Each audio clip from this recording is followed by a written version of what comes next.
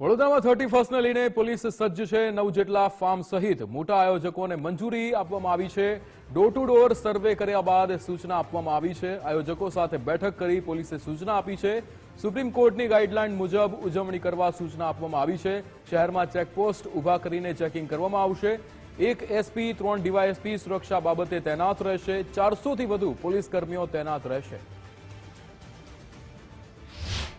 ખાસ કરીને કોઈપણ જાતનો કેફી પદાર્થનો ત્યાં ડિલિવરી ના થાય, કોઈપણ જાતનો કેફી પદાર્થનો લોકો સેવન નહીં કરે, આ બાબતના ખાસ સૂચનામાં આવેલ હતા।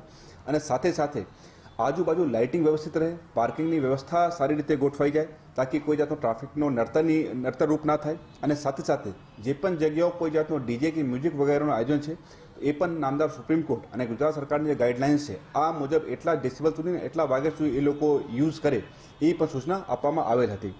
સાથે સાથે જેટલા લોકોની પરવાનગી લેવાનું હજી રહી ગયા હતા એમને પણ ગઈકાલ સૂચના કરવામાં આવેલ હતી કે એ લોકો આજ લેટ આફ્ટરનૂન સુધી પોતાની પરવાનગીઓ મેળવી લે। ટોટલ જે પરવાનગીની વાત છે, ટોટલ જે પાર્ટીઝની વાત છે એ તો મોર દેન 100 અમે લોકોની લિસ્ટ ઉપર છે। બટ એમાં કેટલીક પાર્ટી એવા છે જે ફેમિલી એન્ડ ફ્રેન્ડ્સ માટે છે, જેમાં કોઈ જાતની પરવાનગી લેવાનું હોતું નથી।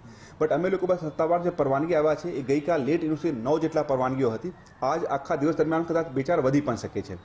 અને જે તકેદારી અને બાકી જે ડિપ્લોયમેન્ટની આપણે કોઈ વાત કરી રહ્યા છો તો એક એસપી સાહેબથી લઈને 3 ડીવાયએસપી અને સાથે ટોટલ 40 જેટલા અધિકારી અને 450 થી વધુ પોલીસકર્મી આ સાંજ 6 વાગ્યાથી આખું આયોજન જ્યાં સુધી પૂર્ણ ના થાય ત્યાં સુધી ખડે પગે રહેશે।